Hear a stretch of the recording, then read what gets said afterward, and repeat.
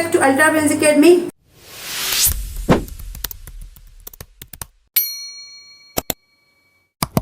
Assalamualaikum students. Welcome back to Ultra Brains Academy, your ultimate learning platform. So, I'm so delighted to be here today because we are going to start the exploration of secondary biology.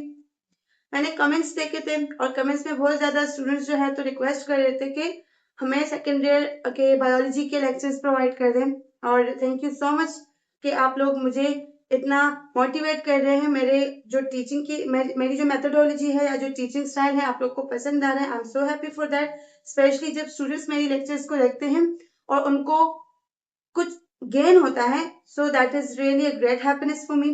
तो आपके comments के according, आपके comments को देखते हुए मैं जो है आज सेकेंड ईयर की बायोलॉजी स्टार्ट करवाने जा रही हूँ। सो आप लोगों ने स्टे कनेक्टेड रहना है और जितने भी लेक्चर्स हैं उनको अच्छे से सुनना है, सारे कॉन्सेप्ट्स को क्लियर करवाना है। If you have any doubt, any queries, any questions, let me know in the comment section, right. So चल रही है समर वेकेशंस और समर वेकेशंस जो है बेसिकली बच्चों के लिए बहुत इंपॉर्टेंट होती है। जो क्यूरियस बच्चे होते हैं, जो टाइम के इम्पोर्टेंस को समझते हैं, तो वो क्या करते हैं कि इसी समर वेकेशंस में या तो प्री फर्स्ट ईयर कर लेते हैं या प्री सेकेंड ईयर कर लेते हैं। तो जब वो आगे कॉलेज में जाते हैं, क्लास में बैठते हैं, तो वो पहले से अलर्ट होते हैं, उनका माइंड पहले से पूरी तरह से प्रिपेयर्ड होता है जो वो आगे पढ़ने जा रहे होते हैं, राइट। तो ये फुल मस्ती वाला टाइम है, एंजॉय भी करें और अपने लेक्चर्स पे, अपने स्टडीज पे भी फोकस किया करें। मस्ती वाला टाइम खैर अगर मैं एमडी के स्टूडेंट्स के केस में बात करूं तो उनके लिए बिल्कुल भी नहीं है, राइट। उनके लिए उनकी लाइफ के टफेस्ट डेज है because after 30 to 40 days MD care is going to help. तो आप लोग के लिए भी मेरी एक छोटी सी मोटिवेशन है कि आप लोगों ने घबराना बिल्कुल भी नहीं है। अगर आप लोग का ड्रीम जितना बड़ा होगा उतनी जो है आप लोगों ने उसके लिए स्ट्रगल करनी है, क्योंकि देखिए आप लोग एक कैंडल का एग्जाम्पल है कि कैंडल जो है वो खुद बर्न होता है तभी दूसरों को लाइट देता है। So you have to burn yourself.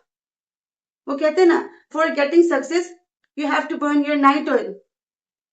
आप लोगों ने अपने आप को बर्न करना है, सहना है चीजों को, टफ चीजों को आप लोगों ने बर्दाश्त करना है, टफ टाइम को बर्दाश्त करना है, मेहनत करनी है, तभी जो आपकी मेहनत का फल है वो बहुत ही मीठा होगा। इंशाल्लाह आपके ड्रीम्स जो हैं वो जरूर पूरे होंगे, राइट। सो आप लोगों ने बिल्कुल भी डिमोटिवेट नहीं होना, खूब जम के पढ़ाई करनी है और खुद पे बिलीव करना है, अल्लाह ऑलमाइटी पे। और self confidence is very much important. अगर आपका सेल्फ कॉन्फिडेंस नहीं है ना तो आपकी जितनी भी मेहनत है दैट इज वेस्टेड। सो उसको वेस्ट नहीं करना, खुद को वेस्ट नहीं करना, स्टडी पे फोकस करना है और अपने ड्रीम को अचीव करना है, एंड इंशाल्लाह you will. So without any delay, let's start exploring our secondary biology, and the first chapter is respiration. The first chapter is respiration. So in this chapter we are going to cover the topics like breathing, process of breathing, inhalation and exhalation, the difference between them, transport of gases, how oxygen is transported, how carbon dioxide is transported, similarly the respiratory system of human beings, जो पूरा एक specialised system है हमारा, उसको हम लोगों ने study करना है। और उसके अलावा कुछ छोटे मोटे टॉपिक्स हैं, लंग वॉल्यूम, लंग कैपेसिटीज वगैरह, उनको स्टडी करना है, राइट।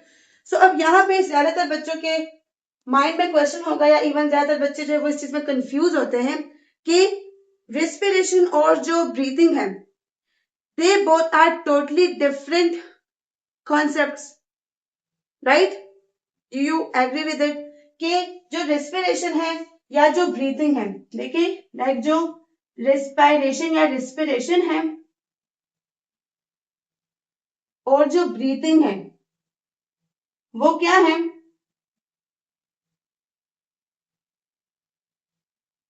जो रेस्पिरेशन है और जो ब्रीथिंग है they both are totally different concepts.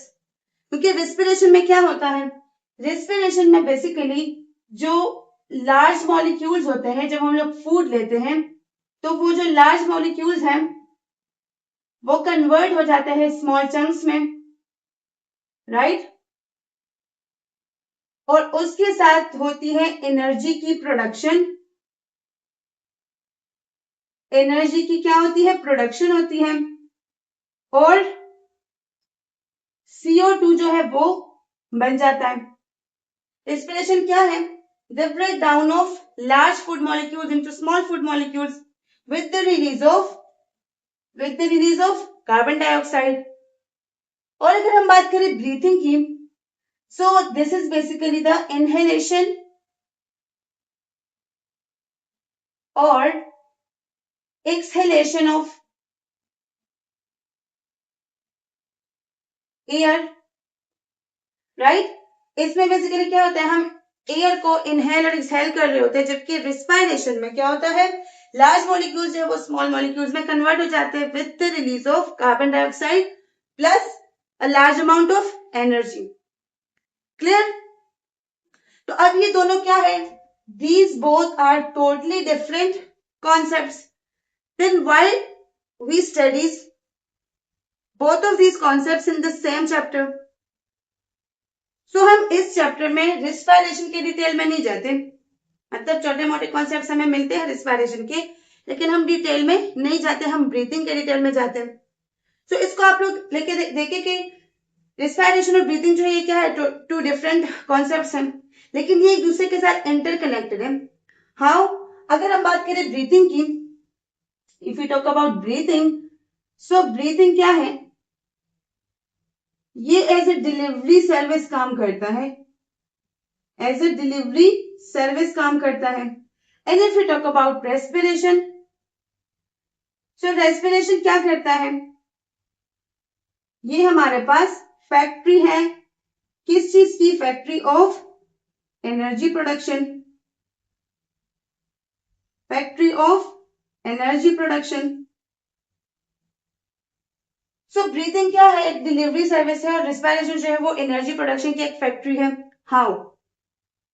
अगर हम बात करें ब्रीथिंग की, that it is acting as a delivery service.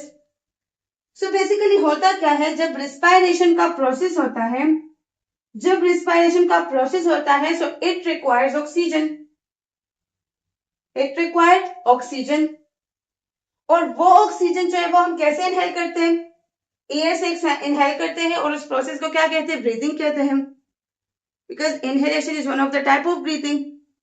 सो हम क्या करते हैं, O2 को ब्रीथ करते हैं, और वही O2 जो है फर्दर जाके रेस्पिरेशन का प्रोसेस करवाता है, और फिर हमारे पास लार्ज अमाउंट ऑफ एनर्जी बनती है, और साथ में रिलीज होता है कार्बन डाइऑक्साइड।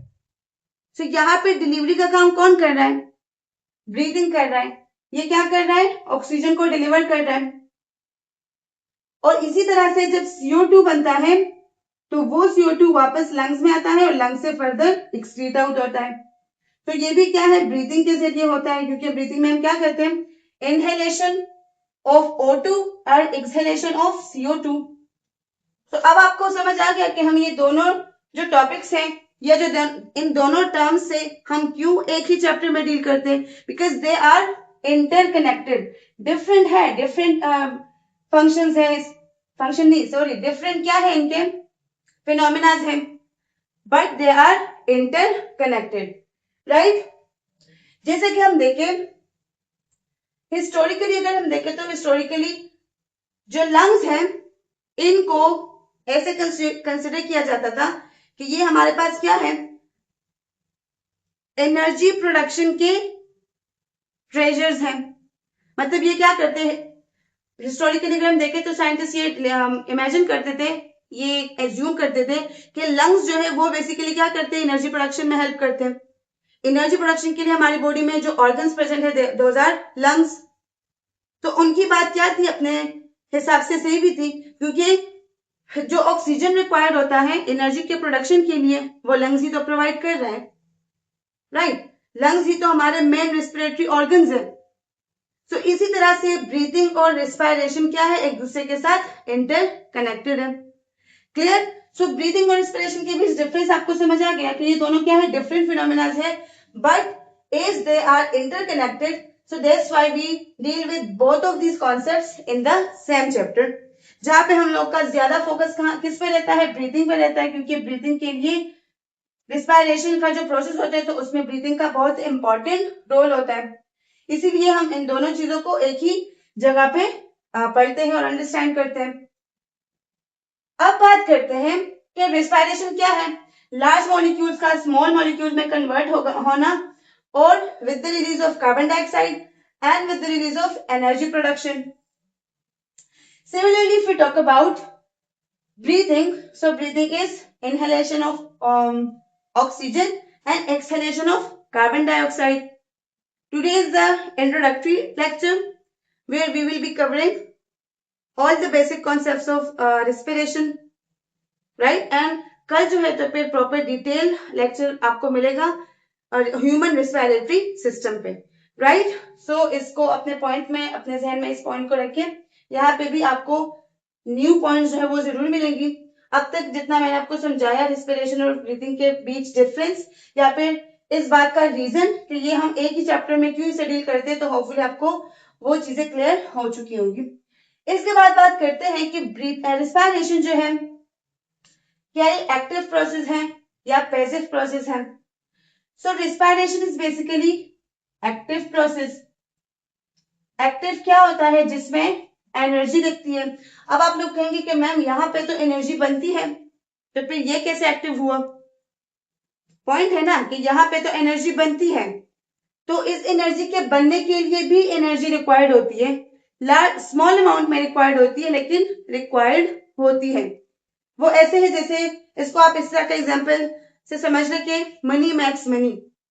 जब आप लोगों ने सक्सेसफुल होना है, ज्यादा से ज्यादा पैसे कमाने, तो उसके लिए आपने छोटी से छोटी इन्वेस्टमेंट करनी होगी। मनी आपने जो है इन्वेस्ट करना होगा उसको। तो सेम यहाँ पे है कि हमारे पास छोटे एक बहुत ही कम अमाउंट की एनर्जी यूज होके हमारे पास एक लार्ज अमाउंट ऑफ एनर्जी जो है वो बनती है।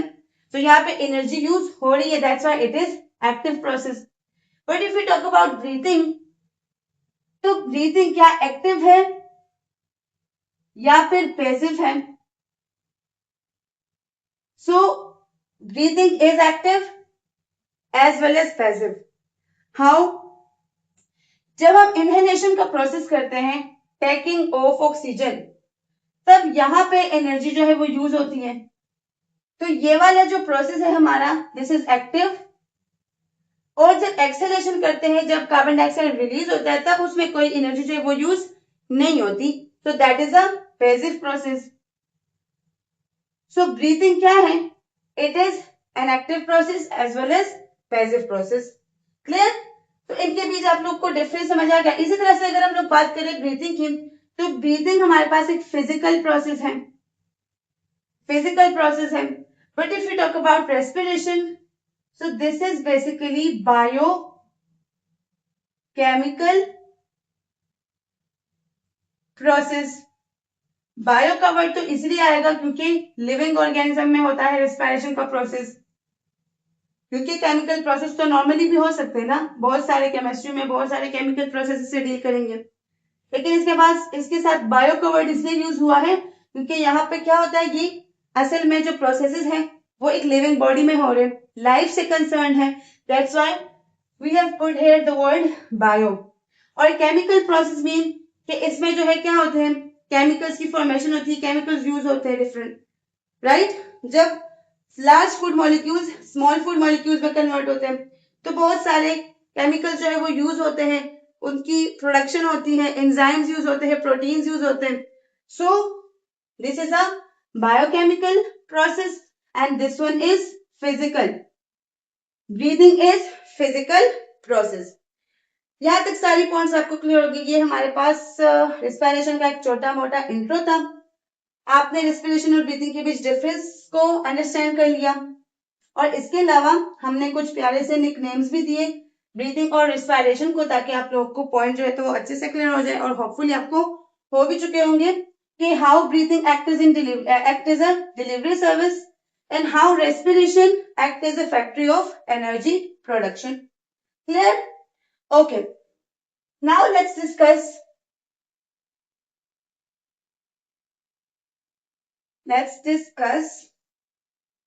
Types of respiration. So respiration के बहुत सारे टाइप्स हैं, लेकिन सारे ही बहुत इंटरेस्टिंग हैं। आप लोगों ने कंफ्यूज नहीं होना इनके डिफरेंट टाइप्स में। एरोबिक है, एनारोबिक है, ऑक्सीजन के बेस पे है, एक्सटर्नल इंटरनल है, बॉडी के बेस पे है कि विद इन द बॉडी है रिस्पिरेशन या बिटवीन द बॉडीज है, डिफरेंट बॉडीज, राइट। और इसी तरह से ऑर्गेनिजम्स के बेस पे भी रिस्पिरेशन के कुछ टाइप्स हैं। डिफरेंट ऑर्गेनिजम्स में डिफरेंट रेस्पिरेटरी स्ट्रक्चर्स और ऑर्गन्स होते हैं जिनके बेस पे उनमें एक अलग किस्म का रेस्पिरेशन होता है। तो उन सारे टाइप्स को हम वन बाय वन डिस्कस करने जा रहे हैं। So first of all, if we talk about on the basis of oxygen, types of respiration on the basis of oxygen. So oxygen के बेस पे हमारे पास दो किस्म की respirations हैं, aerobic और anaerobic.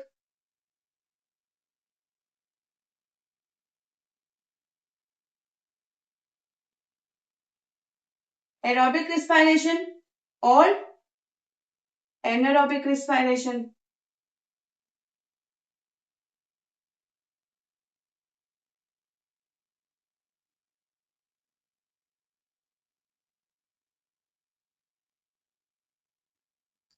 So simply अगर आप इसको simple terms में समझे तो aerobic respiration is a type of respiration that occurs in the presence of oxygen. In the presence of oxygen and it occurs in the absence of oxygen. जब oxygen के absence में respiration का process हो रहा है that is called anaerobic respiration. And if the respiration is occurring in the presence of oxygen then we can call it aerobic respiration. अब basically होता क्या है, हम पहले पाथवे को समझते हैं तब आपको ये सारी चीजें खुद ही क्लियर हो जाएंगी। सबसे पहले जब ग्लूकोज बॉडी में इंटर होता है हमने कोई फ्रूट खाया, कोई वेजिटेबल खाया, उससे हमारी बॉडी में आया ग्लूकोज। अब उस ग्लूकोज की होनी है ब्रेकडाउन और फिर उससे हमने बनानी है एनर्जी, राइट। सो अब देखें कि उस ग्लूकोज के साथ आगे क्या होता है। जब ग्लूकोज बॉडी में इंटर होता है तो साइटोप्लाज्म में ग्लाइकोलिसिस का प्रोसेस हो जाता है। Glycolysis, glyco mean sugar and lysis mean splitting, so splitting of sugar molecules. Glucose क्या है C6H12O6, इसकी क्या होगी ब्रेकडाउन होगी। ये क्या है 6 कार्बन कंपाउंड है, तो इसकी क्या होगी ब्रेकडाउन होगी। तो जब ब्रेकडाउन होती है तो हमारे पास बनता है पायरुवेट। क्या बनता है पायरुवेट बनता है। Pyruvate is basically 3 carbon compound, right. अभी आप लोग सिर्फ कॉन्सेप्ट को समझे। फोर्थ जो चैप्टर, अच्छा फर्स्ट डे के जो लेक्चर है फोर्थ चैप्टर बायो एनर्जेटिक्स में इसका डिटेल लेक्चर जो है वो पे आएगा। सो ग्लूकोज में कितने कार्बन है 6, ये कन्वर्ट होगा 3 कार्बन कंपाउंड पायरुवेट में। अब आगे क्या होगा, इस पायरुवेट को अगर आगे ऑक्सीजन के बेस पे फर्दर ये ट्रेवल करेगा, राइट। किस तरह कि आप इसको ऐसे करें,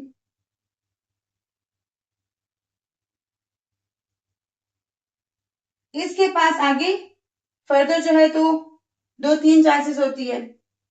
कैसे, या तो होगा presence of oxygen, right, presence of oxygen, क्या होगा प्रेजेंस ऑफ ऑक्सीजन, या फिर लेक ऑफ ऑक्सीजन,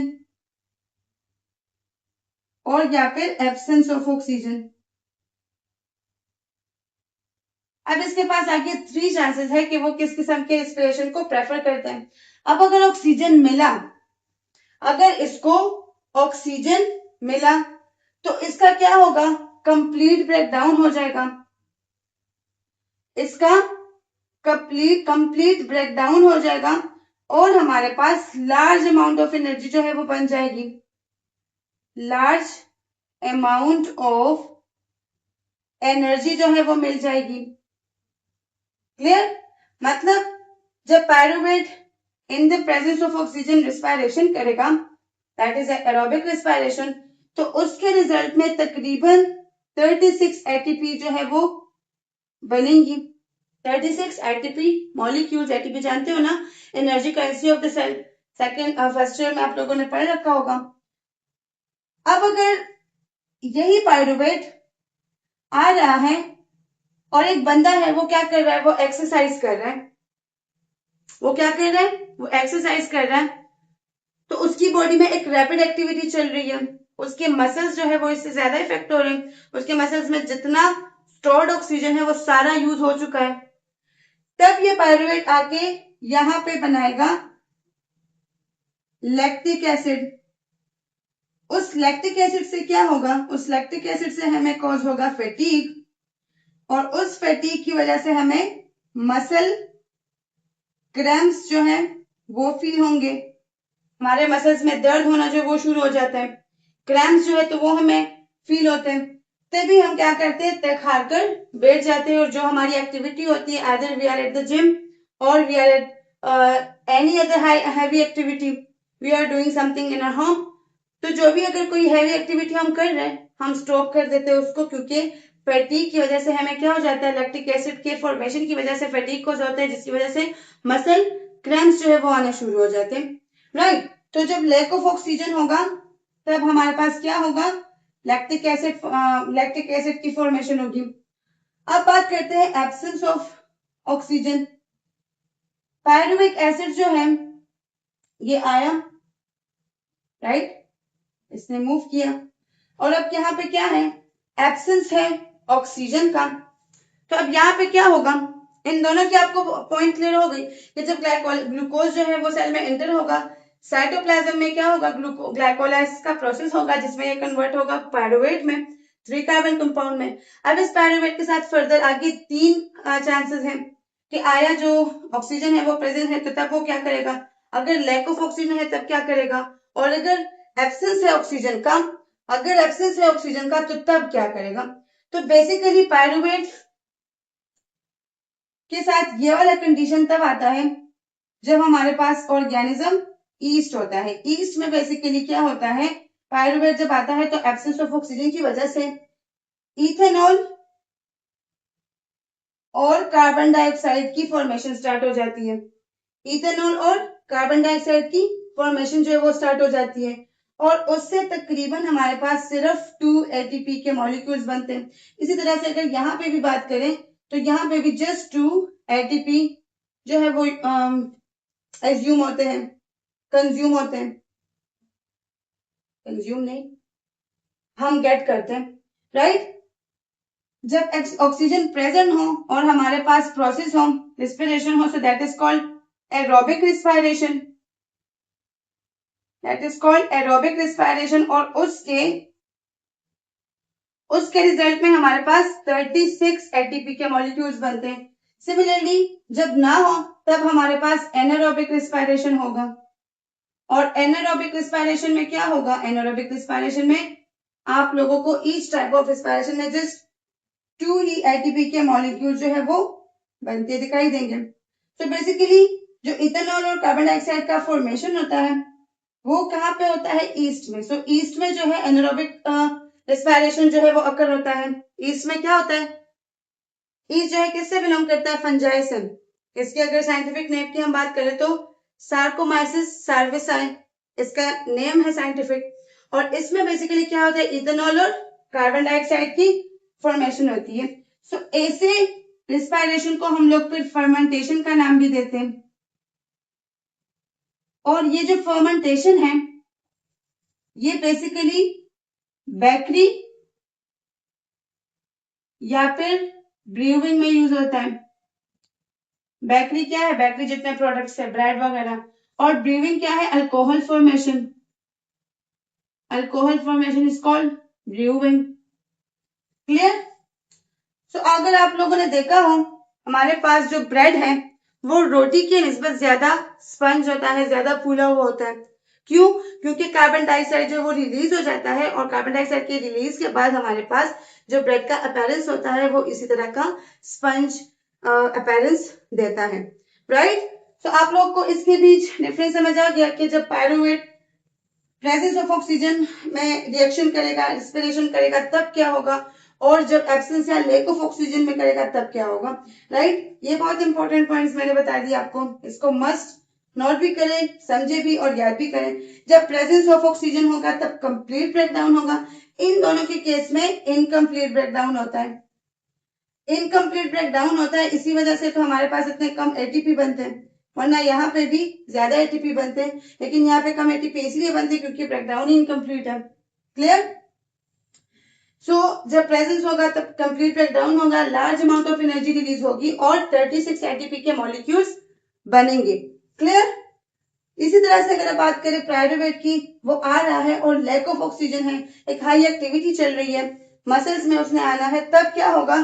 तब लैक्टिक एसिड की फॉर्मेशन स्टार्ट होगी। लैक्टिक एसिड से हमें होगा फैटीग, फैटीग से फील होंगे muscle cramps, muscle cramps start हो जाएंगे और उस दर्द की वजह से हम लोग साइड पे बैठ जाते हैं।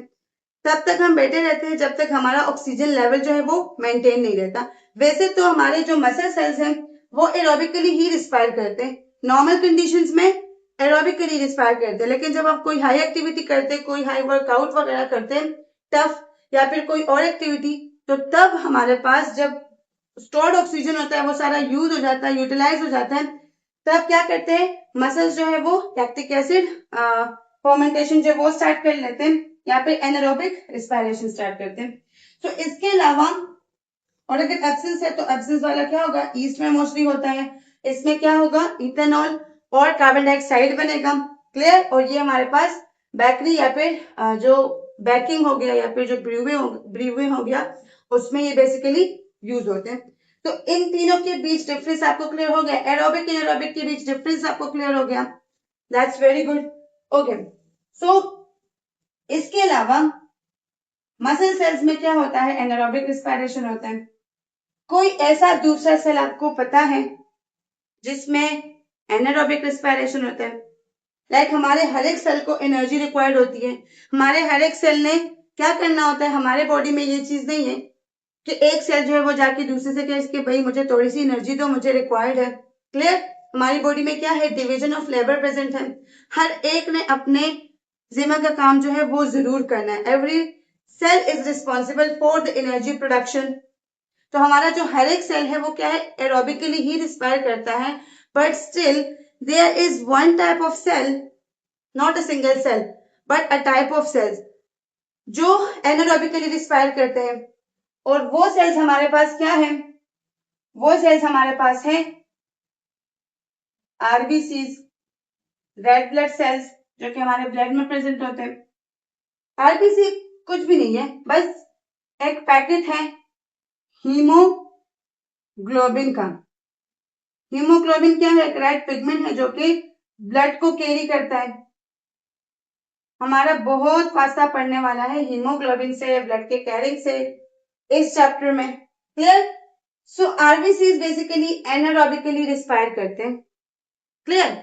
वो क्या करते हैं? अक्सर इस किस्म का क्वेश्चन आता है एग्जाम्स में कि आरबीसी जो है वो कौन सा रिस्पायरेशन जो है वो परफॉर्म आउट करते हैं। So they perform out anaerobic respiration. Clear? Anaerobic respiration. ये पॉइंट्स क्लियर हो गए? यहां तक जो जो चीजें हम लोगों ने डिस्कस की सारी पॉइंट्स आपको क्लियर हो गई? Very good. Okay, if you have any doubt late me know in the comment section. अगर आप लोग को चीजें पहले से आ रही है तो आप लोग वीडियो को टेक स्पीड से देख सकते हैं, but if you are a beginner so these all points are very much important.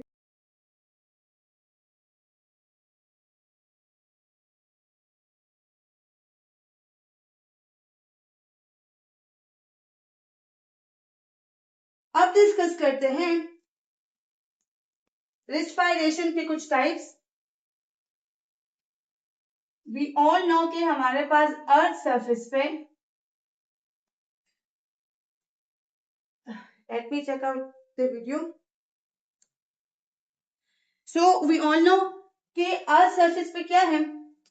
Earth surface पे we have a diversity of organisms, diversity of species, बहुत ज्यादा आपको एक वैरायटी मिलती है ऑर्गेनिजम्स की।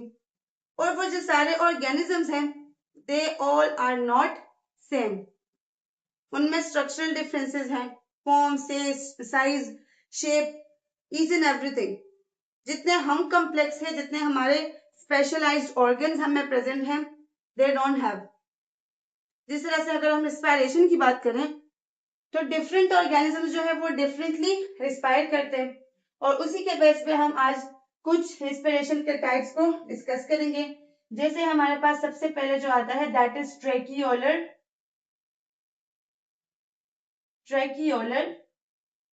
respiration. Tracheolar respiration. Now what is tracheolar respiration? Basically होता क्या है, हमारे अर्थ सरफेस पे प्रेजेंट है इंसेक्ट्स। फर्स्ट चैप्टर में जो डाइवर्सिटी अमंग एनिमल्स हैं उस चैप्टर को आप पढ़ चुके हो, बिल्कुल पढ़ चुके हो। उसमें आपने फाइलम सारी पढ़ी है। उसमें जो फाइलम है आर्थ्रोपोडा, उसमें जो फाइलम है आर्थ्रोपोडा, उसी आर्थ्रोपोडा से बिलोंग करते हैं इंसेक्ट्स। और आर्थ्रोपोडा आपको पता है लार्जेस्ट फाइलम है, लार्जेस्ट फाइलम है। तकरीबन 30 के जो है इसमें आपको टाइप्स मिलेंगी। लाइक सोचने वाली बात है ना कि 30,000 आपको जस्ट ऑर्गेनिज्म या स्पीशीज की टाइप्स मिलेगी। उसके अंदर की डाइवर्सिटी का तो हम फिर सोच भी नहीं सकते कि उसके अंदर फर्दर पे कितनी ज्यादा डाइवर्सिटी होगी। तो उसी से बिलोंग करते हैं इंसेक्ट्स। इंसेक्ट्स के पास कोई स्पेशलाइज्ड हमारे जैसा रिस्पायरेटरी सिस्टम नहीं होता। उनमें प्रेजेंट होता है trachea, just like us, but हमारे बॉडी में जो ट्रेकिया है वो एक पाथवे की तरह काम करता है। उसका एग्जैक्ट रेस्पिरेशन से काम नहीं होता। एग्जैक्ट जो हमारे लंग्स ऑर्गन्स है वो लंग्स है, लंग्स के अंदर एल्वियोलाई है, उसमें सारा प्रोसेस होता है। जो ट्रेकिया है और ऊपर जो लैरिंग फेरिंग सब है ना, ये क्या करते हैं, ये जस्ट पाथवे प्रोवाइड करते हैं। सो इंसेक्ट्स में प्रेजेंट होता है ट्रेकिया, जो कि उनका स्पेशलाइज्ड रेस्पिरेटरी ऑर्गन होता है। सो उस ट्रेकिया के जरिए जब वो रिस्पायरेशन करते हैं तो ऐसे रिस्पायरेशन को बोलते हैं tracheolar respiration. So most of the insects performs tracheolar respiration. Clear? So tracheolar respiration की समझ आ गई कि ट्रैकिया के जरिए जो इंसेक्ट्स रिस्पायर करते हैं ऐसे रिस्पिरेशन को बोलते हैं ट्रैकियोलर रेस्पिरेशन। क्लियर? इसके बाद बात करते हैं ब्रांकियल रेस्पिरेशन की। ब्रांकियल रेस्पिरेशन की, व्हाट इज दिस? इसमें अगर हम लोग बात करें फिशेस की, क्या है, वर्टिब्रेटा से बिलोंग करने वाले मरीन ऑर्गेनिजम्स हैं फिशेस। इसी तरह से अगर हम बात करें एम्फीबियंस की,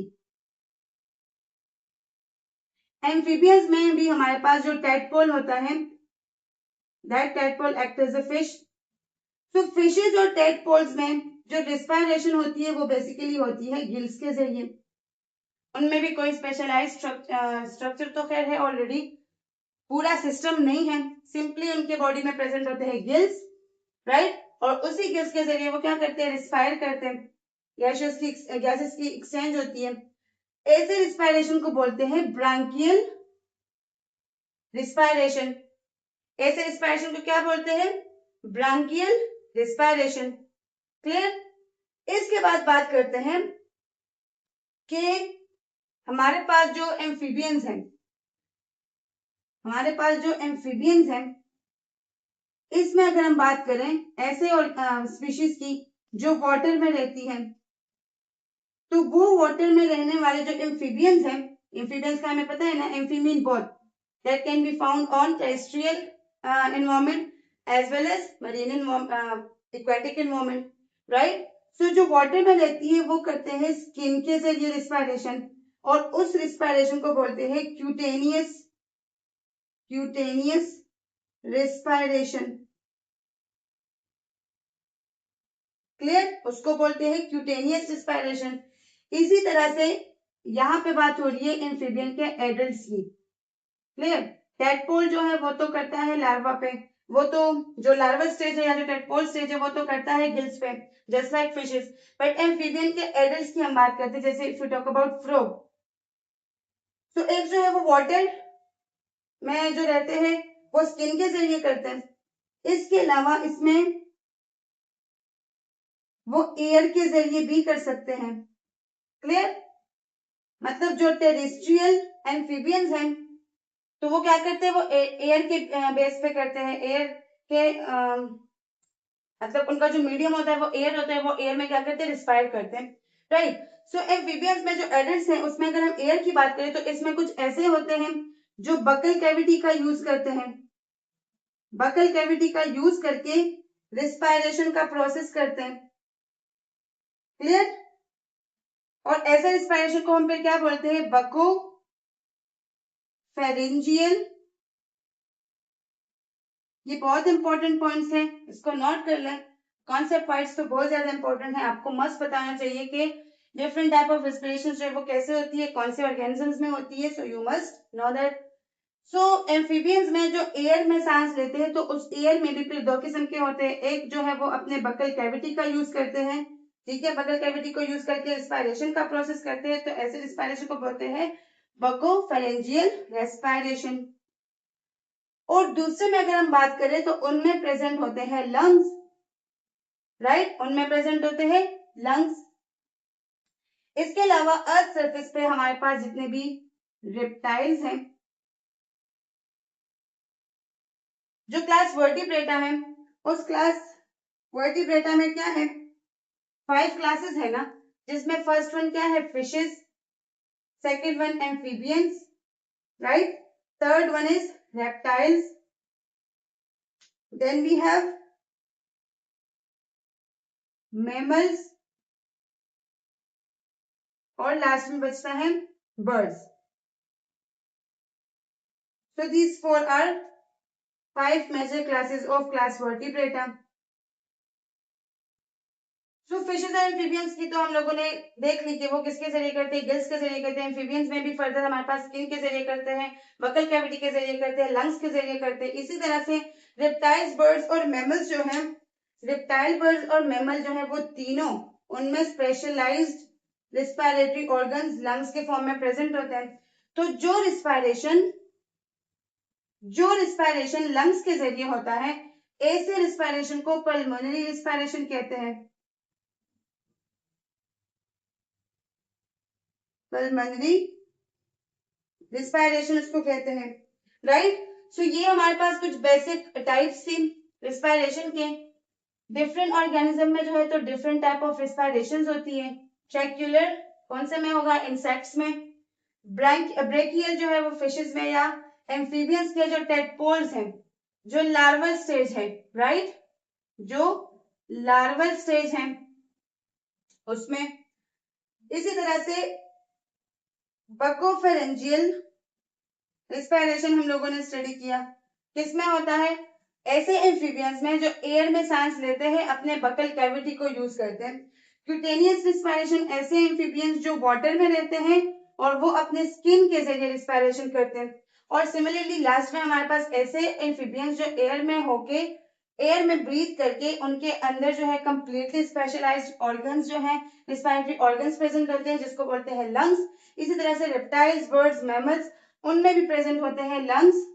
तो जो लंग्स के जरिए रिस्पायरेशन का प्रोसेस होता है तो उसको बोलते हैं pulmonary respiration. Clear? If you have any doubt late me know in the comment section. बहुत इंपॉर्टेंट पॉइंट्स हैं, इसको नोट कर ले और इसको अच्छे से याद करें ताकि आपको फिर पता हो कि क्यूटेनियस रिस्पायरेशन क्या है, बकोफेरेंजियल रिस्पायरेशन क्या है, पल्मोनरी रिस्पायरेशन क्या है, एंड दैट्स ऑल। क्लियर? अब इसके बाद बात करते हैं another some types of respiration। जैसे हमारे पास आता है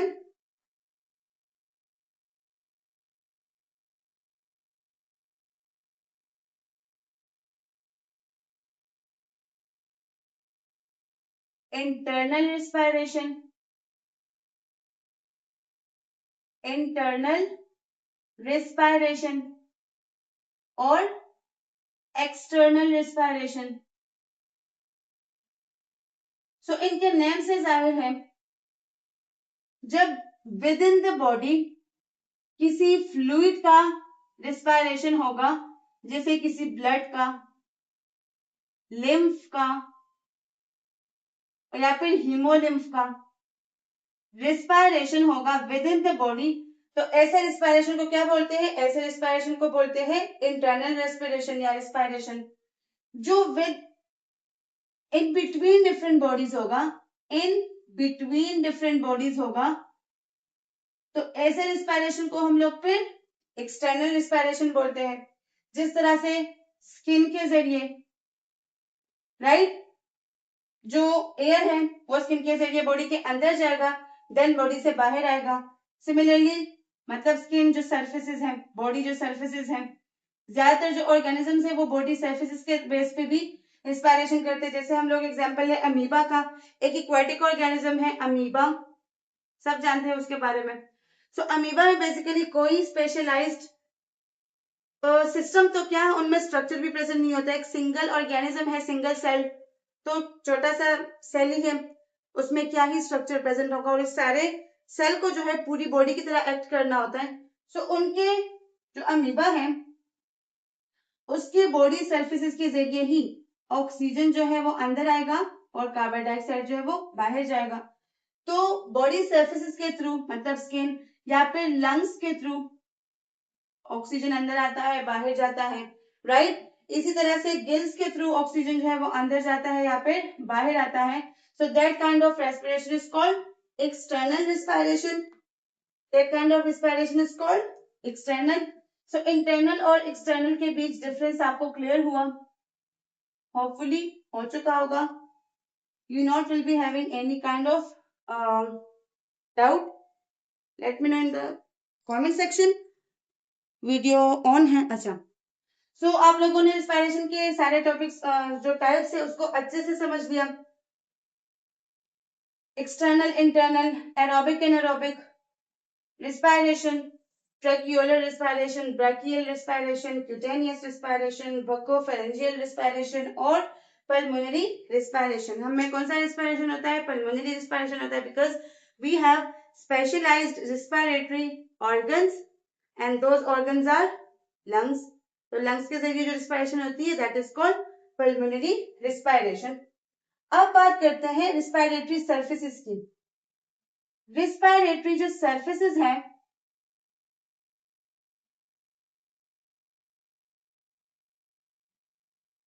तो ये बेसिकली जो रिस्पायरेटरी ऑर्गन्स हैं,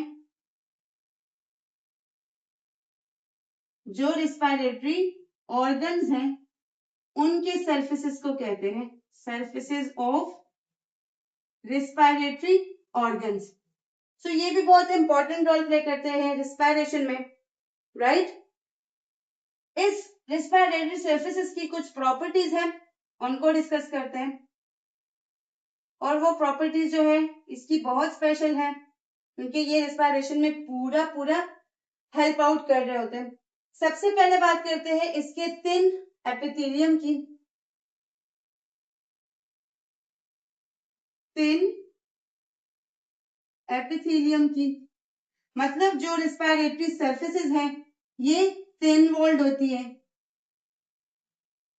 ये क्या होती है? थिन वॉल्ड होती है। इनके जो वॉल्स होते हैं वो बहुत ज्यादा छोटे छोटे होते हैं, तो इसीलिए फिर जो डिफ्यूजन है वो इसके बीच आसानी से होगी। क्लियर?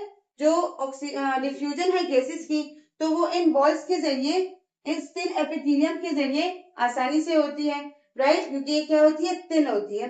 क्लियर? राइट। इसके अगर हम लोग डायमीटर की बात करें तो इसका जो डायमीटर है वो तकरीबन 1 मिलीमीटर हो सकता है या फिर उससे भी लेस, राइट। इसका जो मिलीमीटर होता है वो उससे भी कम होता है। मतलब ये हमारे पास एक रिस्पायरेटरी सरफेस है, तो इसके अंदर जो स्पेस है वो स्पेस क्या होता है? थिन होता है, और तकरीबन इतना जो है उसका डायमीटर होता है। क्लियर? नेक्स्ट बात करते हैं कि ये जो सरफेसेस होती है ये काफी परमिएबल होती है। तो ऑब्वियस सी बात है, रिस्पायरेटरी सर्फेसिस हैं तो परमिएबल तो होगी। परमिएबिलिटी इसमें इसीलिए भी होगी क्योंकि ये रिस्पायरेशन में हेल्प करेगी, गैसेस के डिफ्यूजन में हेल्प करेगी। गैसेस जो है वो इसके जरिए आसानी से डिफ्यूज होंगे अगर ये सर्फेसिस क्या है? परमिएबल हो, राइट। गैसेस जो है वो इजीली पास होंगी। सो हमने क्या पढ़ा कि ये जो है इनका एपिथेलियम थिन होता है, ये ज्यादा परमिएबल होती है, इसके अलावा इनका जो सरफेस एरिया होता है वो लार्ज होता है, इनका जो सरफेस एरिया है वो लार्ज होता है, जस्ट बिकॉज कि इनमें ज्यादा से ज्यादा गैसेस जो है वो पास आउट हो जाए, राइट। कि इसके जरिए बहुत सारी बातें जो है ना वो डिफ्यूजन के इर्द गिर्द ही घूमती हैं। ऑक्सीजन और कार्बन डाइऑक्साइड और जितने गैसेस हैं उनके इर्द गिर्द ही घूमती है, ज्यादा इसमें कुछ नहीं है। लेकिन उसके लिए क्या क्या होना जरूरी है रेस्पिरेटरी सरफेस का, उसका वॉल्यूम जो एपिथेलियम है वो थिन होना चाहिए, मतलब थिन वॉल्ड, ठीक है। उसको ज्यादा परमिएबल होना चाहिए, उसका सरफेस एरिया लार्ज होना चाहिए, बाकी सब में एक ही काम होगा and that is diffusion of gases. उसके सरफेसेस को वेट होना होगा, मतलब उसके जो सरफेसेस होती हैं वो वेट होती हैं, और वो वेट इसलिए होती है क्योंकि वो एयर को लुब्रिकेट करती है। एक म्यूकस जेली लाइक सब्सटेंस जो है प्रेजेंट होता है, इफ यू रिमेंबर इस म्यूकस में क्या प्रेजेंट होता है, प्रोटीन प्रेजेंट होता है, म्यूसिन जिसको हम बोलते हैं। तो ये प्रोटीन्स क्या करते हैं, ये एयर को लुब्रिकेट करते हैं, सरफेसेस को वेट रखते हैं ताकि गैस जो है वो आसानी से डिफ्यूज हो जाए, क्योंकि जितनी सरफेसेस ड्राई होंगी उतना जो है गैस डिफ्यूज नहीं होगा। Gas can diffuse easily through wet surfaces, clear, okay.